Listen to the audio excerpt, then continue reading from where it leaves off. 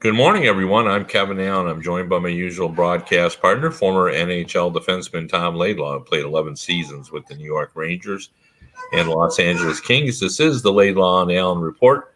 Come to you twice a week to talk all things hockey. And Tom, first up, before we get going, I want to talk a little bit about yesterday was my baseball draft day, and I've been playing fantasy, baseball and hockey for well over 30 years. I mean, one league that I've been in, I think 35 years. And this league that was yesterday, we drafted one of them. I've been in that league for over 20 years as well. So it's kind of fun. We don't always see each other during the year, but we get together once a year. And, I think it's actually, it gives us kind of an opportunity. Like males in general are not good at, seeing their friends. I know. Is that true? We just, we go for 20 years. We go for 20 years with us, Yeah. So, it was kind of fun. We all got together and, you get updates on what their kids are doing and they're having children and, their kids are growing up. And, one of the guys that's in my group, his son is now part of our league. Like he's, and he's a senior in college and stuff. So, we kind of watch all their families. But, I think it's like as much as I think there's some people who roll their eyes about fantasy sports, there is some benefit in terms of getting males to and the draft is the best thing about the league. Right. Once you're playing, there's no interaction. But when you're at the draft, it's just fun. You're talking about players and sports and you put a lot of homework into it. Do you really prepare? I don't as much as I used to. But yesterday, like I got up at like 5:45 and hit the ground running. I had, started working a little bit more on my draft list and who I wanted and, what I was trying to accomplish and that sort of thing. So by the time everybody showed up around 10 o'clock, I was, pretty prepared. Now I had two of them yesterday. So when I was done with one, that one was over around 2:10ish, and I had another one that started at 3 o'clock. Right. So I had to jump in that one, but it's all baseball, right? It's all baseball, yeah, for that one. Who's your favorite player? Like, who's the best player in baseball right now? Oh, I mean, that's a kind of a hard question to answer, but the one hot player that everybody wants to own is Vladimir Guerrero, who's on, junior. His dad played in the major leagues. He's on Toronto. So he's a big, strong power hitter. Right. And that's the one. But, one of them was a draft, but the other one is an auction. And I don't know if you know how that works, but I mean, you bid on players. Like everybody has a budget. It's like a salary cap league. So our budget in that league is $26. So you bid on players, and you got to spread your salary cap around. Right. So that's kind of how it works. So you can choose to have 25 $1 players, or you can have 3 $5 players and two $2 players, and the rest, dime and 20-cent players. So it's sort of mirrors the the real world. But yeah, I'd love to see you and your Ranger buddies trying to do a fantasy league. So that'd be class. I have a few cocktails while we're doing it. That'd be class. Yeah, well, there's usually cocktails involved in fantasy sports as well. Although yesterday we did it, early enough that there was no cocktails. But I've been hosting that draft for over 20 years, and my wife, prepares baseball style food. You know what baseball style food is?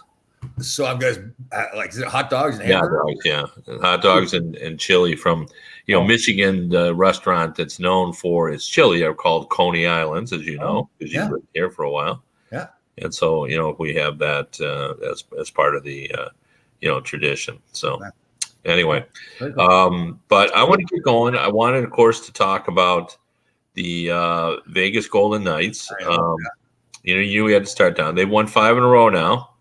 And ever since you named Jack Eichel captain, and I had to fire Stone and Pietrangelo to being the leaders on the team, and that was hard. That was really hard on me to have to send them that letter. I'm sure. He's really picked it up. Eichel has 9 goals, 8 assists. They won 5 in a row. He's playing with a bum hand. He has 4 goals and 6 points in his last 5 games. And, he's working to get that team in the playoffs, but, he's incapable of doing that. So So I don't know. I look at it the other way. Once again, it shows the power of this. Yeah. I reprimanded him. He's heard that and said, I better pick up my game and do what I'm told to do. Yeah. Now, if I was Jack Eichel's agent, what I would say is, if you look at his numbers, he's on a pace. He's in 23 games. He has 9 goals. If you project that, extrapolate, it's a 30-goal season.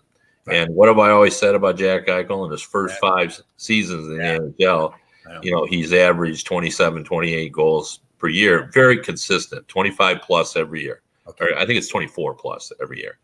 And then he got injured. And then at that point, it's when I think you started seeing him as a malingerer. Or maybe you saw it before, even when he was scoring 38, 36 goals. So, just to be clear, we'll see. What we don't get to see, we see the numbers. There's no question, no denying the numbers. But we don't get to see what goes on in the locker room, what goes on inside of his brain, what goes inside of his heart. How does he treat his teammates? How do his teammates respond to him? This is what we don't see. So, but if they've got a good enough team, that obviously they're contending to win the cup once they get everybody back in the lineup. So, yeah. Now, does it matter how Marchessault is with the teammates, or just Eichel? Well, it seems like, but Eichel is one of those players that, because of what happened in Buffalo. Yeah. Again, some of the rumors about why Ryan O'Reilly got traded regarding Eichel, and again, clearly rumors. Don't know that they're factual. That he was somehow involved in that whole thing. You don't think that Riley got traded because he said he wanted to be traded? Well, I hear there's more to it than that. Him and Eichel. That again, that's purely a rumor. It's from an old player that lives in the Buffalo area. This is a former teammate of mine. But again, the whole way and again, the team has to take some blame in Buffalo as well. But the way that whole situation was handled with the injury, him leaving town, his comments, I have some question marks about his character. Again, listen, I hope I'm wrong. I don't want to be negative towards the player, but I hope he goes to Phoenix. Well, I mean, I think it's fair, some of your criticism, like that when he went back to Buffalo and and started commenting about this is just more of the same. And, right. Sometimes you got to be smart enough just to leave things alone and kind of move on. If you were gonna, there is such a time. He should have just kept his mouth shut and moved along. Yeah. Like I hear, I bring up John Tavares all the time when he came back to play against the Islanders here in New York, and the crowd was all over and all the signs and like that. Didn't make any comments like that. Thanked everybody for his time here in New York, and that's taking the high road. But again, listen, we're not perfect. People say wrong things all the time, and it's just, again, for me, it's a big picture that I'm looking at. That what kind of a character player is that? Again, maybe a lot of it is youth, inexperience. Maybe he comes, he goes to Vegas there and helps them win a cup. So. Yeah, I don't know. I mean, I guess my only, complaint about your perspective is I don't know. I've never seen anything that suggests he can't help a hockey team. On the ice. On the ice, yeah. There's no listen. I have no doubts about that. My concern is in the locker room. Yeah, but there are plenty of guys that through the years that were not the favorite people in the dressing room, but were pretty major contributors. Right, no question. It seems like for whatever reason, it appears to me that his personality and the weight he takes up, he's this bigger than life person. Well, let's use an example. Claude Lemieux. Yep. Claude Lemieux was a guy that I always had the sense wasn't exactly the favorite in the dressing room. Yep. But boy, teams wanted him during the playoffs. Yes, they did. There's no question. I guess I just wondered to myself, okay, like you go back to the Chris Draper incident in Detroit where he ran him from behind and the brawls that happened and all that. I mean, there's an Adam Foote who had to come, and I'm just using him as an example, that had to come to his rescue and help him. Is he saying, okay, I'm glad you're on my team, or is he saying, geez, you started all this trouble, now I've got to come in here and save the day? I mean, I don't know the answer to that. I guess I mean, as being a former player, like I think back to Thomas Sandstrom, for example. Now, he ended up being a fantastic teammate. But when he first got here to New York, we couldn't understand him. It was a language barrier. And we thought, this guy's a troublemaker. He's a troublemaker in practice, troublemaker on the ice in games. It's just like I had to jump in one time and jump on top of Scott Stevens because he was going to beat him up. And I got thrown out of the game for it. But, okay, so that's my role. That was my role as a player on a team. Once we got to know Thomas, we realized he was an incredible teammate. But at the time, we all looked at him like, what are you doing? Like he's starting trouble all the time. And again, it wasn't just during games; it was in practice as well. But again, he changed. With Claude Lemieux, there was no change. Claude Lemieux was Claude Lemieux. He played the same way from the time he started. I do remember times, you're right, where like in Montreal, where he was always flopping on the ice. At one point, he pretended he got hurt there, and they wouldn't let the trainer go out on the ice. He wanted to stay on the ice all by himself. So what? So was he a positive or a negative, Claude Lemieux? If he was boy, they sure wanted him on all those teams, and he won a lot. You know, so I know. I guess I'm trying to think if I was on the team, what would I think of Claude? There'd be probably times where I'd say, Claude, get up. You know, quit flopping on the ice. But there'd be other times where I'd say, hey, Claude, great job tonight. You helped us win the game. So, well, you know, there's no question that let's look him up and see how many different winning teams. While you're looking him up, Susan's coming up here with a story. Tyson Nash's comments. So Tyson Nash is a former player who's an announcer with the Arizona Coyotes now. I did not see his comments. Did you? No. Okay. Interesting. I didn't either. I didn't see his comments. So see if I can find them here. What you know what I want to ask you? I'll stick to hockey. I was going to ask you about Tiger Woods here. We'll stick to hockey. Did you see where Corey Schneider finally played in a game? The goaltender. He was with the Devils. Actually, he'd been with Vancouver many years ago. Was with the Devils. Got hurt a lot. Didn't play. Actually played with the Islanders last night and beat the Devils. So first game in like 2 years or something for him. So that was good. Yeah, that is good. You know, the other thing that surprised me. I'm going to move off Lemieux. You know, this is what I love about sports. Like, wouldn't you bet a fair amount of money if you were a better that the Rangers were going to beat the Flyers? Like, the Flyers had nothing.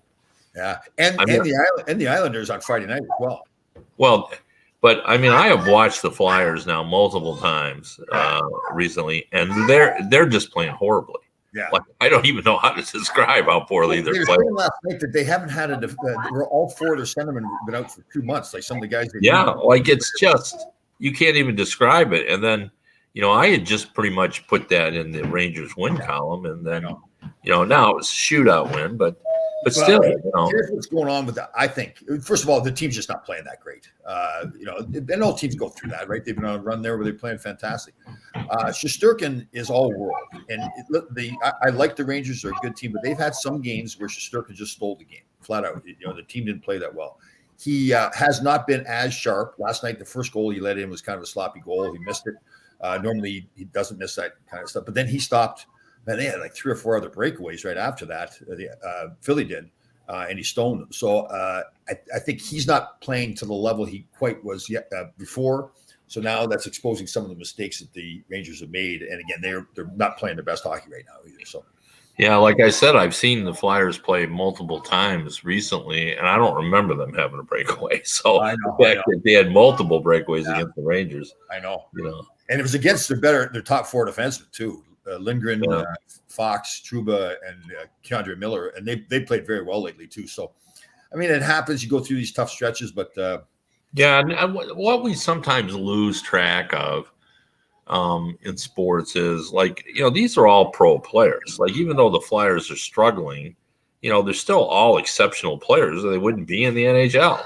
Yeah. So like it's not like they can't rise up and play, even though, as you pointed out, they've had multiple injuries and they've had to trade away Claude Giroux, and they have a lot of poor things happening to them. But they're still pros. So if you're not on your best game, you're going to fall. Yeah, what a lot of GMs you talk to, what do they say? The difference between winning and losing is very small. Oh yeah. Well, especially in the Al Strachan used to say, the Communist League or the Socialist League or something of that nature. We're all trying to, help one another. And, Al thought everybody should spend what they want to spend. So how about, I remember when we went through our negotiations 04-05 and the Player Association was really pushing against giving into the cap and the revenue sharing and the reporting. They'd say, oh, you can't trust these owners and all that kind of stuff. And I'm like, sure, you can trust the owners. I saw in football where the Washington Commanders, is that what they're called now? The Washington football team. Supposedly did not report all of their earnings, all their ticket sales to the rest of the National Hockey League, which kind of is going to alienate them from the other. Yeah, against the NFL for sure. Yeah. Which is surprising. First of all, I don't know why they went with that name. Like I loved the Washington Football Team. Yeah. That was a great name. Yeah. Anyway, and then their owner Schneider wasn't supposed to be around, but now he's just moved back in his office and just doing his own thing. So yeah, so I guess when you get a commissioner who's dealing with 32 billionaires, it's kind of hard to control them all. Well, we lost Eugene Melnick, the owner of the Senators, and it's kind of a sad commentary. I was watching the tributes to him, and I just think about how poorly sometimes even as fans are, like there was a lot of vitriol thrown his way because they felt like he wouldn't spend the money, and yet you read the stories that came out afterward. He saved the Senators on multiple occasions, and I don't know what's going to happen there. I feel sorry. He died so young that he's basically left his 2 college-age daughters, or younger anyway, daughters, with a lot of decisions to make. It sounds like, and I don't know what's going to happen. So with that team, but I see this people thinking, well, this is an opportunity. Somebody will buy it, move it to Quebec City. No, that's not the way it's going to work. No. I think they'll be hard pressed to get another team in Quebec City. From what I hear, it's the marketing dollars too. The corporate, there's no corporations there, or not many anyways, to help the team out. So I agree with you. Ottawa's a good market. I mean, they messed up when they put another case building way outside the city where people don't want to drive out there, and the team has. Plus, and I can't exactly put my finger on it, but that was a bad arena as soon as they built it. Not just for location. The location is horrible. I mean, you're out in the middle of nowhere. You're too far from downtown. All the above, but also it just seems gloomy. It seems like a gloomy arena when I've been there. I know. And I don't know why, but that's just the feeling I have. I agree totally. And it just, although you can say it's got plenty of parking, so because it's just out in the middle of nowhere. And nobody's going there. Yeah. So before I forget, I know we're bouncing around a little bit here. I just wanted Tiger Woods. So he hasn't decided yet whether he's going to come back and play the Masters, correct? Game time decision. I love that. Yes, I saw that. Yes. Yeah, it's going to be a game time decision. He's going to Augusta, and he'll make his decision. I'm willing to bet a nickel or a dime on the fact that he's sure as heck's playing. Yeah. And you know what I like about golfers? What's that? There are obviously a couple that disagree with what I'm about to say, but most of the golfers seem to understand how important Tiger Woods is to golf. It's surprising me, man. I listen to some of these sports shows. It's amazing. They remember what it was like. I saw one guy and he explained it. He goes, let me put it in the monetary. I never even heard of the guy that was talking about this. Right. He said, now, if I go, this is all because of Tiger in his mind, because all the money went up as soon as Tiger did that. He goes, if I go in and get in the top 20, he said, I can make $100,000. That's how big the prizes are. And he said, I don't have to talk to anybody. Nobody was paying any attention to me. I got no pressure, and I can go to these tournaments as long as I'm playing well. He said, I can make a very, very, very comfortable living. And he said, that's all Tiger. Tiger came in and he said, nobody was watching us on television. To be honest, I was not a golf fan until Tiger came. Right. I never watched tournaments. And now if Tiger's playing, I'm in.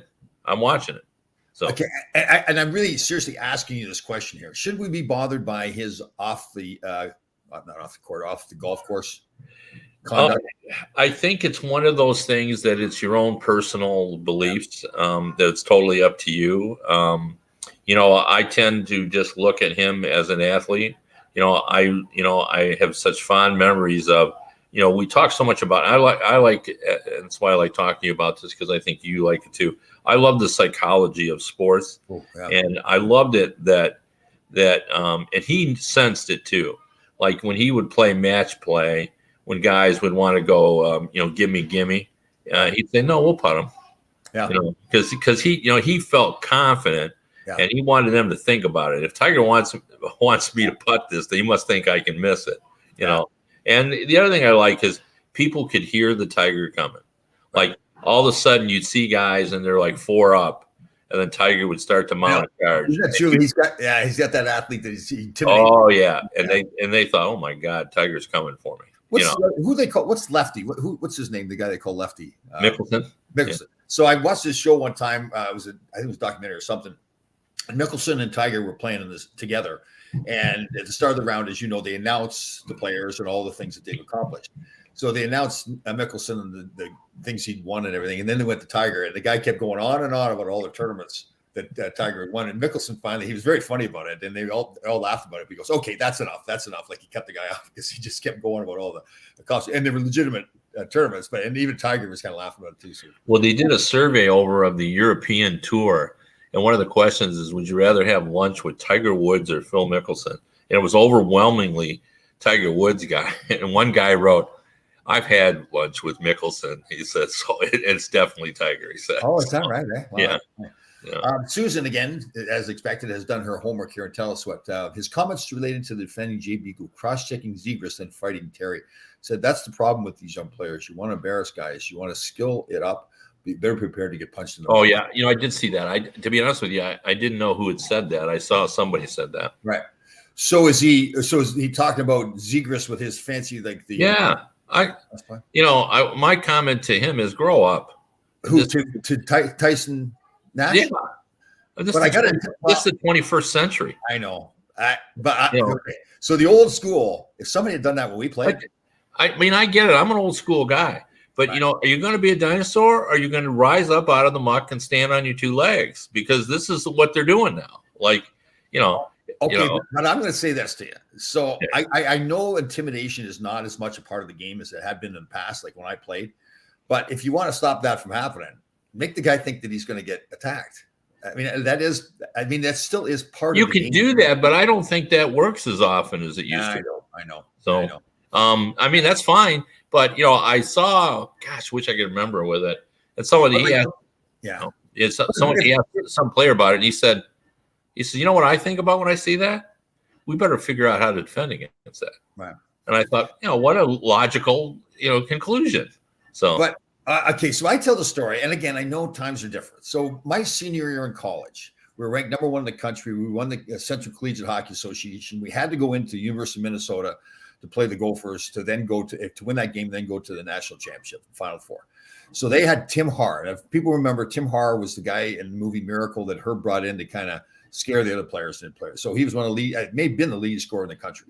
So we go into Minnesota, and I went to him at the start of the game, and I informed him that if he tried to score a goal that night, that I was going to spear his eyes out and probably kill him. And so now I'm not saying he didn't score because of those comments, but that was the approach we took. So I just think, but again, I understand the game's changed, but to me, I wouldn't like, if I'm a defenseman, I wouldn't like that. And I would not just let the guy Zegras away with it. Maybe I wouldn't necessarily cross check. So would you go punish him for doing that? I would have in the past. Yeah. I still, that was a different time, but like now, if you were playing now, I would make sure that when I'm out there against him, I would be talking to him and I'd be running him every chance I get. And I tell him, you do that when I'm on the ice and I'm going to spear your eyes out. Yes. Wow. Yeah. My thing is someone figured out a way. It's clever. It's fun. It's going to get old pretty quick. Right. And, as the guy said, I think we just better figure out how to defend against it, because they won't do it. Once you figure out, it's like 3-on-3, and it's what's happening now. Like 3-on-3 isn't quite as much fun as it used to be, because they're strategizing against it. They're playing the puck back to the goalie more. Yes. If they don't have an opening, they send it back. They're taking time off the clock. I know. So, it's the same thing. And it's the same thing on this. Right. Once we figure out how to stop it, people are going to do it. I think, to me, it's a part of what you're saying is, I think as soon as that guy gets stuck on that puck on a stick, I think you got to go after him and drive him into the boards. Right. I mean, it's on a stick, so it's, you can crush him, But Zegras is a skilled player. I mean, I watch it and I'm thinking to myself, okay, how would I handle that if I'm on the ice? And I thought this one was more fantastic. Like, he went around a player, right? Didn't he? Yeah, and he got the time it took for him to get his puck on the stick was like that. No. So. I just, and again, it's totally unfair to say this, because the game is totally different. The equipment's totally different. The rules are different. But I do think, and I hear a lot of guys talk about it, where the defense, not just for defense, but the defense that's played in the defensive zone now in the National Hockey League is not as good as far as I mean, again, talent athletes and very, again, better skaters and all that stuff. But it just seems like so many plays are happening in the defensive zone where you're thinking like that's hockey 101. You should have been able to stop that guy. But in other ways, it's so much better. We're coming out of our zone. You see some of the plays these guys make. 2 items here. Ron Jameson is pointing out for us. Mike Bossy, I guess the reports wrote that he's gotten worse. Yeah, that's true. I didn't want to talk about it, okay. But yeah, it is true. I've been told that. So okay, all right. So our prayers out for him. Actually, we have a alumni game coming up against the Islanders on the 23rd. And I'm sure that would be a little bit emotional already. With Emile Francis and Roger Barra from the Rangers and Clark Gillies and John Potvin from the Islanders. So it's been a tough time for the New York teams. Yeah, it's just, and these are top players. Yeah, and these are young guys, right? And really like big in the community too. Like Clark. I didn't know Jean Potvin at all, but when I understand he was really big in the community. Roger Barra, obviously, Emile Francis is a legend for the Rangers. So, yeah. To me, and now I'm older, so of course I think like this. But when I hear somebody that's in their 60s, I'm just wow, way too young. Well, that's right. We haven't spoken since that's right. We didn't do the show last Wednesday because I was in Pittsburgh. Yeah. That was so. It was interesting. They had the Rangers. So 2 Ranger fans. I guess Marriott is a partner with the New York Rangers. They had a thing where people could buy a package flying to Pittsburgh to watch the Pittsburgh Ranger game on a Tuesday. So they brought me in to kind of entertain the guys who went for dinner. And Craig Patrick was there. He was at dinner with us as well, telling little stories. He was very good. Very good. Really. Real gentleman to the 2 people that were there. And then we went to the game and saw Pierre LaRouche, Mike Ruzioni outside Mario Lemieux's box. Hung out with him a little bit. Pierre, I hadn't seen him in a long time. We were old teammates. Ruzioni's a good guy. Hadn't seen him in a while. Then in Mario's box, he had a fantasy camp going on. So I walked in there, and so they had Paul Coffey, Grant Fuhr, Joey Mullen, Ty Domi, Mario was there, obviously, Randy Hillier. It was funny seeing Randy Hillier because we played against each other all the time, and we really didn't know each other at all. But because I guess we were kind of the same kind of players, when went up to say hello to him, we were like old brothers when we hadn't even ever talked to each other. So it was pretty good to see all the old guys. Hillier was skinny compared to you. Like you were thick. Yeah. He was a defensive defenseman. Yeah, to be sure. Yeah. Big Ben Roth. I guess they honored Ben Roethlisberger there, and he was up in the box as well. So wow. When you're telling that story, it just occurs to me. I don't know if you know this, but Darren McCarty now, he used to have speaking engagements. We'd go and he'd talk about the Mew thing. Well, he's turned it into comedy routine. He's a stand-up comedian. And I just talked to him last week, and he told me he did his 100th stand-up comedy show. Really? Wow. Yeah. And he does. 45 minutes is a long time for a comedian, and he does 45 minutes. That's great. That's and he really has cleaned up his life too, right? Like he had. Yes. He has. Like he's he was still drinking when he and I did the book together, and he had some tough times, but now he's switched. He's on medical marijuana, and he's really involved in that community. I don't know if it's, he's certainly part of the promotion. He may have some ownership position as well.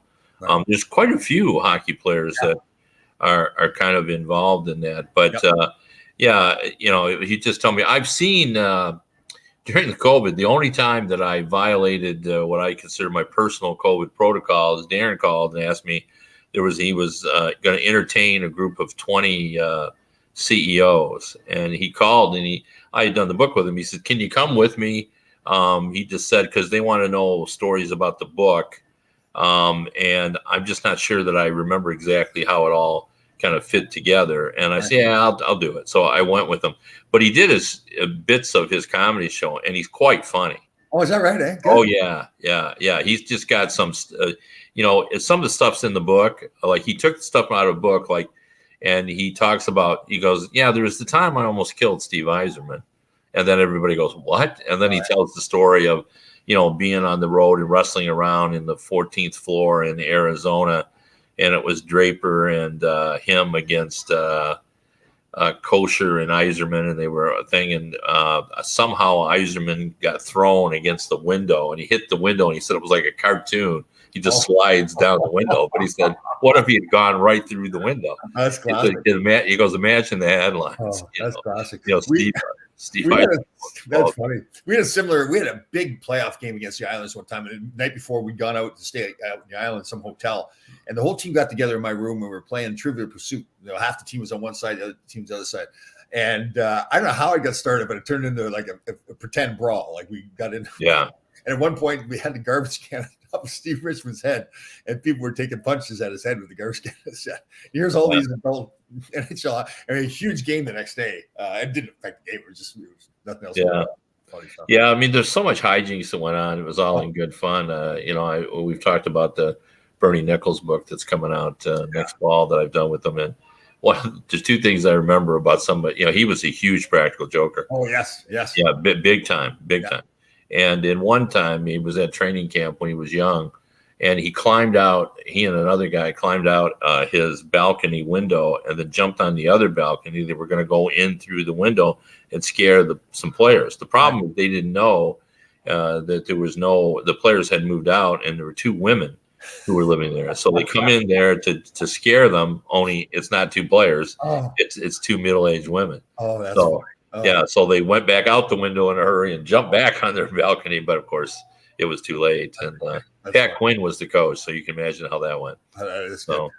There's a lot of times I remember, like, we didn't fly charter all the time, so we flew commercial a lot back when I played. They had us all in one section and everything. But I mean, some of the things we would do on the plane, other people are looking like, what are these guys? Are these guys nuts? Like the flight attendant, because we flew so much, the flight attendant would get up and do the whole presentation and put the seatbelt together, show them where the exit signs. So we would, we'd have like 20 guys standing up mimicking the flight attendant. Yeah, that sounds funny. That's pretty cool. If you were on Southwest, they would have really loved that. Yes. They do almost a comedy routine every time. They do.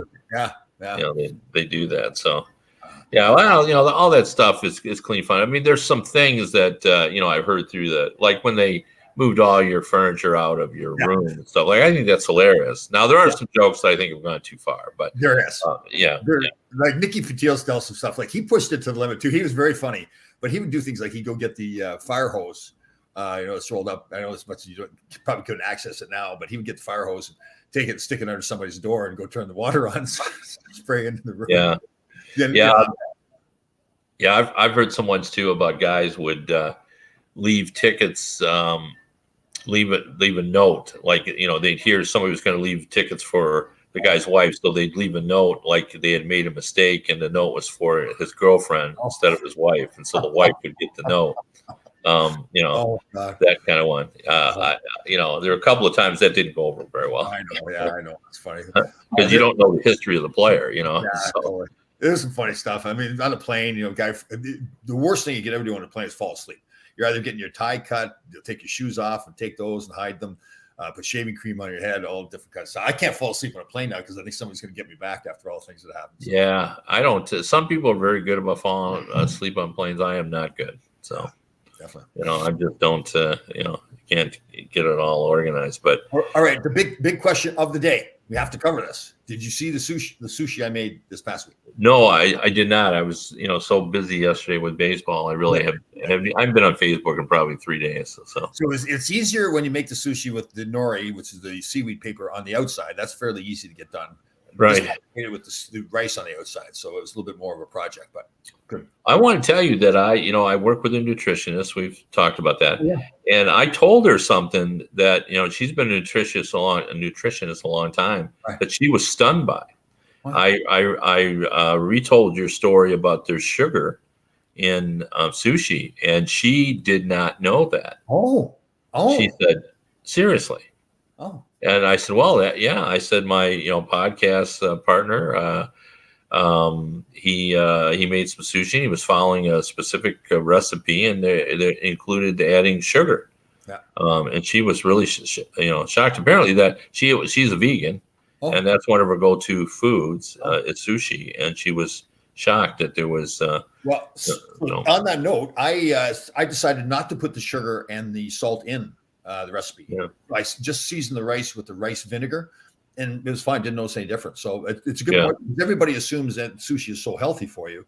And most of the other ingredients are. I just don't know why it's an old recipe, obviously but especially if you're dipping into soy sauce. Yeah, it probably goes back to Genghis Khan or something. Yeah, if you do look up the history, it goes a few hundred years. Actually, I watched the video because I'm trying to prepare myself to make sure I make it the right way. So, well, what's interesting, my wife for years has said, like long before she is, even before she was a vegetarian and then a vegan, she used to cut, like if she was making a cake, she'd put half the amount of sugar, and no one ever noticed. Sure, yeah, you just don't need all that, and. Right.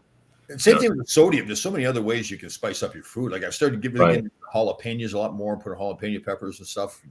There is one food that I found that's really problematic for me because I've started drinking V8 juice, which I like. High sodium, right? It's terrible. I mean, it's for an 8-ounce glass, it's like 700. Yeah. I tried the no sodium, and I just don't like it. And I'm trying it again, and I've added some pepper and some red pepper flakes and a little bit of hot sauce because there's only 20 milligrams of sodium in hot sauce. Right. And still, I just can't get the taste the same. So, and it's otherwise a very healthy drink. Yeah, I know. Yeah, it's vegetables. Yeah. Yeah. I have to do a little research on that because there's got to be some way you can. Yeah, I don't know. My nutritionist talked about, diluting it with some water, but I've tried it. It just, I just can't get the taste that it's, that I like it, so. So is a lot of the focus on the sodium level, but not all on sodium, but sodium is a big deal. Yeah, for me it is. Yeah. For, high blood pressure, but, I have my blood pressure under control, but it's with medicine. So they would like to get it, away. But, my blood pressure at my last doctor visit was like 124/74. So is that good or bad? I don't even know. Yeah, it's fine. Yeah. Yeah. I've really gotten into a lot of natural foods like the sea moss supposedly is very good. And I take an amino acid called citrulline that's supposedly very good for your blood flow as well. Another food, apparently watermelon has a lot of citrulline in it, which is really good for your blood flow. So it helps with the blood pressure. Yeah. Yeah, I've been looking a lot at carbs and stuff too, and I just find it, as a general rule, my nutritionist thinks it's funny. As a general rule, if I like it, it has way too many carbs. Like banana. I've tried to add more fruit, and my doctor is telling me that too because I just don't think about it. Right. And he just said, yeah, you should get some more, fruit, and so I like bananas, but bananas are 27 carbs. So is that right? Yeah, they're the highest one. And then the other thing I like is pineapple. Right. And a serving of pineapple is 18 carbs. Oh, wow. I never known that. I guess there's sugar in it, right? Yeah, natural sugar, but sugar nonetheless. And the other thing is that apples are high as well. The best deal, as I find it, you get a good deal on the carbs, are oranges at 6. Oh, okay. So a good orange, and you get your vitamin C. Right. So anyway, for whatever that's worth. But you're not a big fruit guy either, though, right? I've tried to be more of a fruit guy. I have a smoothie every day, and the smoothie I put half of avocado, half of banana. See, I freeze my bananas and I leave the skin on, and then when I put them in the blender, I just leave the skin on. It's like 30%. Supposedly there's like 30% more nutrients in the skin. So yeah.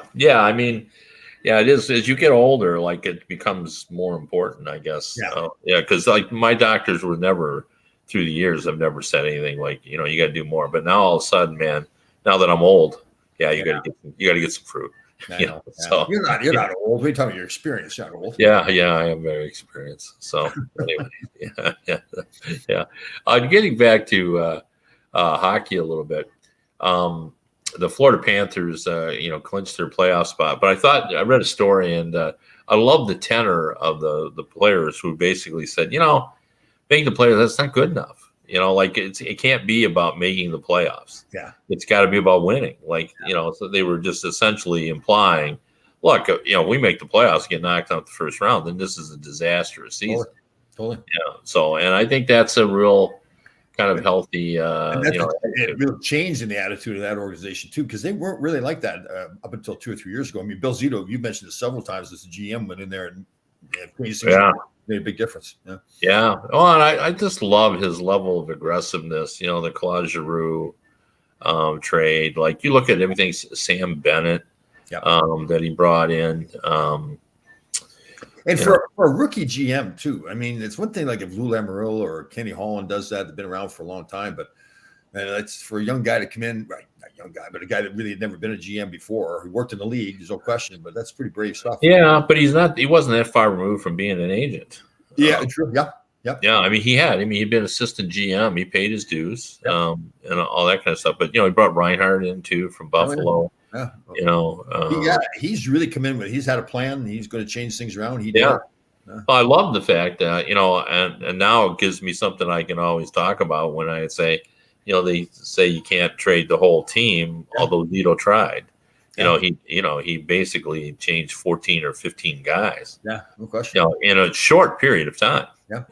Jim Rutherford did that too. People really didn't pay much attention to it. I wrote a column, and he said to me, he ran into me in an arena, and he goes, I read your column, and he goes, you're right, and not everybody had noticed that he had changed. Like from the time he went in the 12 months there, he had changed half the roster. And all around the fringes, obviously the core players were still there. I mean, it was still Lemieux, and it was Crosby and Malkin, but all the guys around him, he had brought in a lot of different guys. So, all right. So as of right now, who is your favorite to win the Stanley Cup? Well, I like Calgary in the West. Even though they've disappointed me, they lost to Colorado the last time, and I keep saying they're better than Colorado, and because of all the little things. And all the things that I believe in hockey have proven over the last few years not to be as true as I want them to be. Right. Like we always talk about how experience is important and all that, and it doesn't work that way. And all the intangibles, like Calgary is, and all the little things. Calgary's great on faceoffs; they're hard to play against, and Colorado's terrible on faceoffs. And Calgary's penalty killing is good and everything. And then I watched that game, and Colorado was the better team. They just have more dynamic players. Yeah, See, I agree with you. Like you always hear these things where you have to have a good power play, you have to have good penalty killing. Teams win without that stuff. I mean, it's better to have a good power play and good penalty killing, but you can still win without it. Well, but then I start to wonder because you and I both believe this about winning culture. Is that important or not? I mean, it is. Man, they always the other one too is you can't just turn it on come playoff time. Well, teams do. They just turn it on come playoff time. Yeah. Yeah, it shouldn't work that way. But the reason you win in the playoffs is really unexpected. It's different things. Teams get on a roll. Certain players get hot at the bottom of the lineups. Guys start scoring goals. You think back to John Druce or Dominic Smith-Pelly or these kind of guys that are fourth-line players, and they get hot and start scoring goals. Chris Kontos was famous for that. People that you look going into the playoffs and say, well, okay, they don't have enough. But then these other guys start playing better. So I to me, all these predictions and everything. So you would put Calgary ahead of Vegas, Colorado, Minnesota. St. I would. Although I'm coming around to thinking by the end of the season I could be picking Colorado again.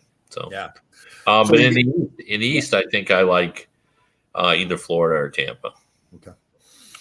Well, obviously, I've got to go with the Rangers in the East. Well, I think the Metropolitans are going to kill each other in those first two rounds. Yeah, very true. These are going to be hard rounds. Right. It's funny because I've been critical of them, but I'm going to pick Vegas coming out of the West. I'm critical. I think if Leonard comes back and plays the way, I mean, he has shown that he can. He hasn't done it consistently, I don't think, but he can be that big time goaltender. And all the guys like Stone is out of lineup right now, and like you said, they won 5 in a row. I just think they get all their players back in lineup, and they should be the favorite. I think they're deep enough to do it. But again, here I am being critical of them, but I still think they can do it. Yeah. Anyway, well, we've prattled on a little too long probably, but we appreciate you tuning in. You can join us again on Wednesday. If you want to read me, I'm at DetroitHockeyNow.com and HockeyBuzz.com. And again, if you want to listen to the radio version of the show, you can go to radio.co at 365 Sports. We'll see everybody on Wednesday.